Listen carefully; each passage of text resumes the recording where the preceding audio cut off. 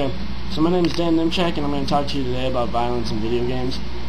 Today in our world, technology has become such a wide wonder. It all started with electricity or whatever you want to look at, and now it's all the way come through television and even now video games. Even video games have advanced from stuff like Atari to even now Xbox 360. And these video games are something that, children and adults all play alike. However, just with the advanced, video games are starting to become more violent and more graphic, and because of this, the children that are buying and playing these games are now, becoming more behavioral and have certain reactions to certain things. Throughout this video, you will see slides with information as well as graphs that give not only the facts and information about these video games, but how children's behaviors can change through these video games. There is also a slide that shows possible ways to help with minimizing the effects of the behaviors of children from these games. So to start, we'll take a look at a couple facts about video games and children.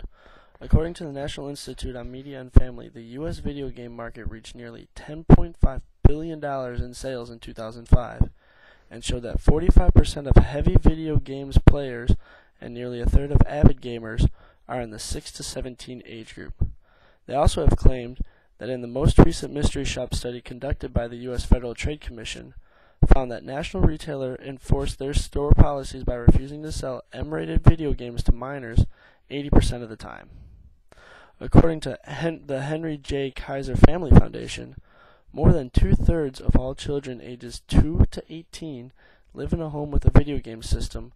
They also state that a third of all children in that same age group have systems in their bedrooms.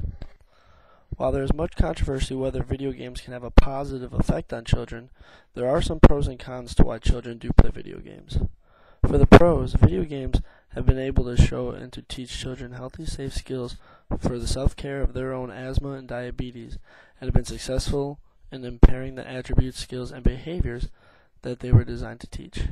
There are some games that can provide practice in problem-solving and logic, and can provide practice in use for fine motor and spatial skills. Gamers also allow children and parents to play together and are just overall entertaining and fun. However, there are also some negatives to video games. If there's an overdependence on video games, the children could foster some social isolation. In most games, women are portrayed as weaker characters, and games can also mix the world of reality with the world of fantasy. Games also have a negative effect on some students' academic achievement. So how does all this affect children? Games of all sorts can affect children. Games of learning and logic, like these two seen here with the chess and the Rubik's Cube, can help students academically and will help with their behavior. However, fighting games and shooting games, like the two seen here, can lead to more negative behaviors as well as more violence. In today's society, it seems like children are spending a lot more time indoors playing video games than they could be doing outdoors. Children are spending a great time with violent video games at exactly the ages that they should be learning about healthy ways to relate to other people and to resolve conflicts peacefully. When a video game is added into any environment, it can also correlate to some risk factors, such as poor health and poor academic scores. But when you add a violent video game, aggressive behavior can become eminent, and desensitization to violence can also be seen. These games can make children become more violent, mainly because they want to be able to do the same things that are being done in the video games that they are playing. According to bnet.com, video games are natural teachers. Children find them highly motivating. By virtue of their interactive nature, children are actively engaged with them. They provide repeated practice, and they include rewards for skillful play. Research has also shown that when it comes to aggression with violence, boys tend to become more violent than females do. So how do we fix this? In real aspects, it is important for us to try and fix this style of aggression before it gets out of hand. While there are some ways to think about it, other people have also found ways to try to make this work. One way would be for parents to have an important role in stopping this, by limiting the amount of games they can play or having a control over what they can do with what games they have.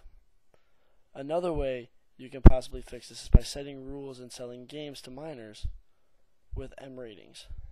Many states are trying to do this to where games that M-rated or higher, you must be 18 to buy them unless permission by your parents. If there's no other thought, another way to do this is to change the ratings, such as changing M for mature to V for violence, and having a higher limit on who can buy these games.